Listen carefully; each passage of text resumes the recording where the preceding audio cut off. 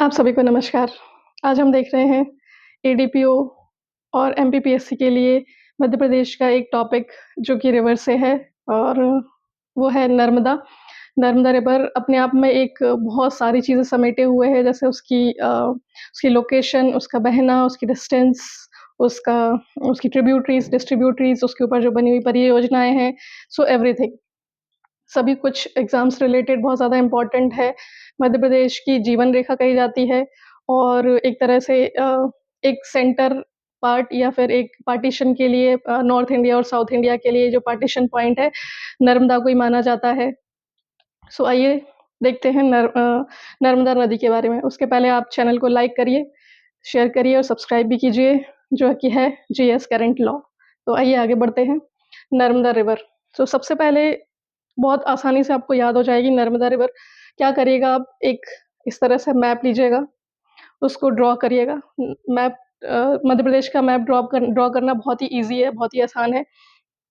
आप चाहें तो इस तरह से उसको आउटलाइन करके भी ड्रॉ कर सकते हैं, है ना? कोई भी ट्रेस करके 1-2 बार उसके आउटलाइन पे 1-2 बार ट्रेस कीजिएगा, है ना? इस तरह से उसको ड्रॉ कीजिएगा। जो भी आपके पास अवेलेबल हो, उसके ऊपर एक वाटर पेपर या कुछ भी इस तरह से पेज रखकर आप उसको ड्रॉ करिएगा, 3-4 बार उसको ड्रॉ करिए, फिर अपने आप से उसको ड्रॉ करने की कोशिश करिए, सो वो आपसे बहुत आसानी से बनने लगेगा।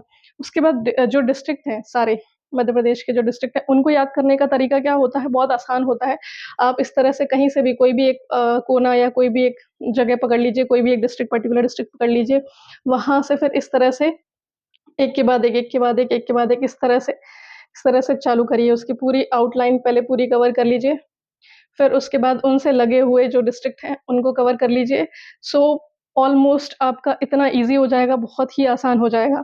या फिर कुछ लोग चाहें तो उसको इस तरह से डिवाइड करके या हाफ़-हाफ़ डिवाइड करके वैसे भी कर सकते हैं। Eastern part, western part, northern part या सदर्न पार्ट, है ना? इस तरह से भी आप याद कर सकते हैं। सो बहुत आसान है इसको याद करना, मध्य प्रदेश के डिस्ट्रिक्ट हैं या मध्य प्रदेश का जो मैप है उसको करना बहुत ज़्यादा ईज़ी है। और रिवर्स हैं वो याद करते हैं या फिर मेले याद करते हैं या फिर आप किसी तरह की कोई परियोजना याद करते हैं। नर्मदा रिवर, अब नर्मदा रिवर जो है इसको टॉलमी ने नामोदोस नाम दिया है ना? इसको रेवा भी बोला जाता है, क्या बोलते हैं? रेवा भी नाम दिया गया है ना? नर्मदा नदी को। सो जो नर्मदा नदी है वो यहाँ अनूपपुर के अमरकंटक से निकलती है। अनूपपुर के अमरकंटक जो पहाड़ी है वहाँ से निकलती है, वहीं से सोन निकलती है, वहीं से जोहिला नदी निकलती है। सोन निकल कर इस तरह से नॉर्थ में मुड़ जाती है और नर्मदा नदी यहाँ से निकल कर अपने ईस्टर्न पार्ट से निकल कर कहाँ बहती है? वेस्टर्न ऑफ एमपी इस तरफ को नदी बहती है। नर्मदा, ताप्ती और माही ये 3 नदियाँ वेस्ट साइड बहती हैं, बाकी सारी नदियाँ जो हैं वो ईस्टर्न फ्लो हैं। जो घाटी है वो भ्रंश घाटी बन जाती है, रिफ्ट वैली बनाती है ना? नदी के कटाव से रिफ्ट वैली बन जाती है। इसका मेन आपको पार्ट देखने को मिलेगा जबलपुर में, जबलपुर जो भेड़ाघाट है, उस रीजन में आप जाते हैं, एक टूरिस्ट प्लेस है, सो वहाँ आपको ये चीज़ देखने को मिलेगी।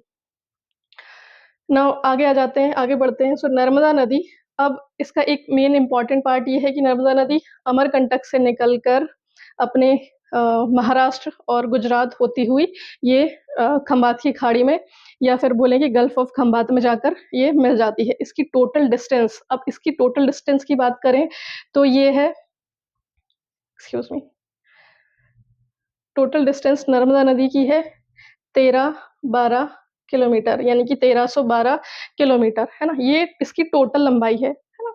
यानी कि ओरिजिन से लेके टिल इसका जो ड्रेनेज है वहाँ तक इसकी पूरी लंबाई ये है। और अगर बात करें from this point two this point, है ना?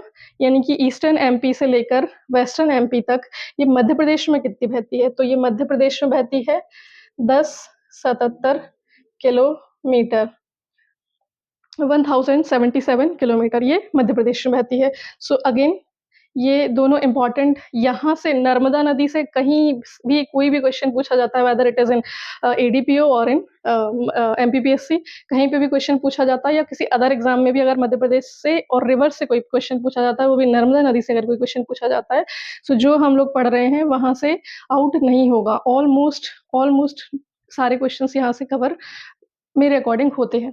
सो अब हम बात करते हैं नर्मदा नदी का ओरिजिन हमने देख लिया। अनूपपुर के अमरकंटक से होता है, इसका ओरिजिन है 77 मध्य प्रदेश में और 13-12 किलोमीटर ऑल ओवर बहती हुई ये निकल जाती है और मध्य प्रदेश के ये 15 डिस्ट्रिक्ट को कवर करती है। मध्य प्रदेश के 15 डिस्ट्रिक्ट कौन-कौन से हैं? तो पहला हो गया अलीराजपुर, डिंडोरी, मंडला, जबलपुर, नरसिंहपुर, रायसेन, होशंगाबाद, हरदा, सीहोर, देवास, खंडवा, खरगोन, धार, भड़वानी और अलीराजपुर। ये मध्य प्रदेश के 15 डिस्ट्रिक्ट है ना? कितने? 15 डिस्ट्रिक्ट से होते हुए ये नदी बहती है ना? मध्य प्रदेश की 15 डिस्ट्रिक्ट से होते हुए है।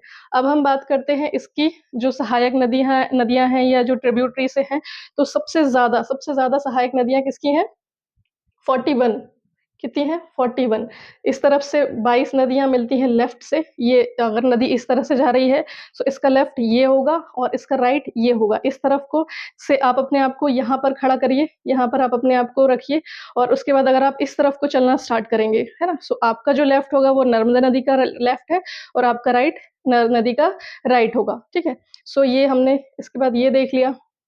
उसके बाद इसकी जो ट्रिब्यूटरीज़ हैं वो देख लेते हैं, जैसे कि थावर है, बंजर है, शेर है, शक्कर है, तवा है, सुक्ता है, कुंडा है और गोई है, ठीक है? कुंडा है और गोई है, ये इम्पोर्टेंट लेफ्ट ट्रिब्यूटरीज़ हैं और राइट ट्रिब्यूटरीज़ हैं हिरन, बरना, कोलार, चोरल और हथनी। ये इम्पोर्टेंट कुछ ट्रिब्यूटरीज़ यहाँ पर हमने ले ली हैं, जो कि राइट साइड से आकर मिलती हैं यहाँ पर, ठीक है? अब इसके हम वाटरफॉल्स देख लेते हैं। वाटरफॉल्स मतलब इसमें नर्मदा नदी के ऊपर वाटरफॉल कौन-कौन से हैं? सो जो अनूपपुर अमरकंटक के अनूपपुर में इटसेल्फ वाटरफॉल्स हैं, जो कि हैं टोटल 7 सॉरी 6 6 वाटरफॉल्स हैं। सो उनके हम नाम देख लेते हैं। कपिलधारा, दुग्धधारा, दुर्गाधारा, शंभुधारा, लक्ष्मणधारा और पंचधारा। कौन-कौन से हैं? कपिलधारा, दुर्गाधारा, दुग्धधारा, पंचधारा, कपिलधारा, शंभुधारा और लक्ष्मणधारा, ठीक है? सो ये सारी आपके क्या हो गए हैं? आपके मध्य प्रदेश के जो नर्मदा नदी है वो उसके वाटरफॉल हो गए हैं, ठीक है? अमरकंटक के। अमरकंटक के बाद अगर हम आगे आ जाते हैं तो जबलपुर में क्या है? धुआँधार, ये सभी को पता है। जबलपुर में क्या है? धुआँधार। उसके बाद आ जाता है खंडवा में मांधाता और दर्दी। खरगोन में है सहस्त्रधारा। खरगोन में क्या है? सहस्त्रधारा। उसके बाद गुजरात में आ जाते हैं। गुजरात में क्या है? जारवानी। गुजरात में क्या है? जारवानी। अगेन ये भी इम्पोर्टेंट है। अगर जैसे बहुत सारे क्वेश्चन कई बार ये होता है कि बहुत सारे क्वेश्चन बार-बार रिपीट हो चुके हैं, सो अब कुछ नया अगर उनको पूछना है, सो वो क्या पूछेंगे पीएससी जो हमारा पब्लिक सर्विस कमीशन है, वो क्या पूछ सकता है हमसे? कुछ नया पॉइंट पूछ सकता है, जो कि है जारवानी, है ना? जारवानी गुजरात में, ठीक है? अब गुजरात में ही अगर हम देखें तो ये सरदार वल्लभ भाई पटेल का जो स्टैच्यू है, जिसको बोला गया है स्टैच्यू ऑफ यूनिटी। क्या बोला गया है इसको? Statue of unity. ये गुजरात में है, नर्मदा नदी के किनारे बना हुआ है और ये 182 मीटर है। 182 मीटर इसकी हाइट है। इसकी हाइट कितनी है? 182 मीटर और इसका जो अनावरण है या इनॉग्रेशन है वो कब हुआ था? 31st ऑफ अक्टूबर 2018 को हुआ था, ठीक है? उसके बाद नर्मदा नदी को रिवर ऑफ प्लेज़र कहा जाता है, इसको शंकर की पुत्री भी कहा जाता है ना, डॉटर ऑफ शिवा, शंकर की पुत्री कहा जाता है। जो टॉट मछली है, यानी कि जो महाशीर मछली बोलते हैं, वो नर्मदा नदी में मिलती है आपको।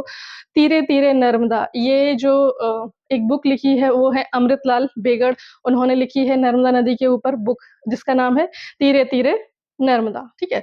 वो बुक अमृतलाल बेगड़ के द्वारा नर्मदा नदी के ऊपर लिखी गई है। टॉट और मछली जो हमने देख ली है, महाशीर जिसको बोलते हैं, वो हमें नर्मदा नदी के अंदर देखने को मिलती है। ट्रिब्यूटरीज़, डिस्ट्रीब्यूटरीज़ देख ली हैं, ये 3 स्टेट से होकर बहती है, मध्य प्रदेश, महाराष्ट्र और गुजरात। या उसके बाद आ जाते हैं यहाँ पर कुछ परियोजनाएँ, नर्मदा नदी के ऊपर कुछ-कुछ परियोजनाएँ हैं, सो वो देख लेते हैं हम, है ना? मंडला, यहाँ पर मंडला है, मंडला में मिलती है थावर परियोजना, मंडला में मिलती है थावर परियोजना, जबलपुर में मिलती है अवंती परियोजना और खंडवा में मिलती है इंदिरा सागर परियोजना, खरगोन में मिलती है देजला देवड़ा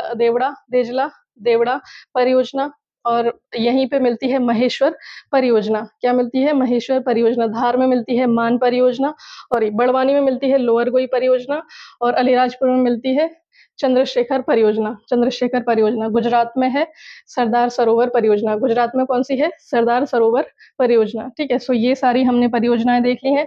अब कुछ घाट हैं यहाँ पर, वो देख लेते हैं। सो महेश्वर घाट है, महेश्वर घाट कहाँ पर है? महेश्वर में, जो कि है खरगोन में, जो कि सबसे लंबा घाट है। सबसे लंबा घाट कहाँ है? महेश्वर घाट, खरगोन में। उसके बाद है सेठानी घाट। सेठानी घाट कहाँ है? आपका होशंगाबाद में, सेठानी घाट होशंगाबाद में है। उसके बाद बरमान घाट है नरसिंहपुर में, बरमान घाट है नरसिंहपुर में, और गौरी घाट है जबलपुर में। गौरी घाट कहाँ मिलेगा आपको? जबलपुर में। इस तरह से ये सारे घाट हमने यहाँ पर कवर कर लिए हैं, है ना? आई होप ये यहाँ पर लगभग नर्मदा नदी के सारे पॉइंट्स कवर हो जाते हैं। नेक्स्ट हम अगली नदी के साथ मिलते हैं, है ना? तब तक के लिए धन्यवाद। चैनल को लाइक, शेयर, सब्सक्राइब करना ना भूलिएगा, जो कि है जीएस करंट लॉ। धन्य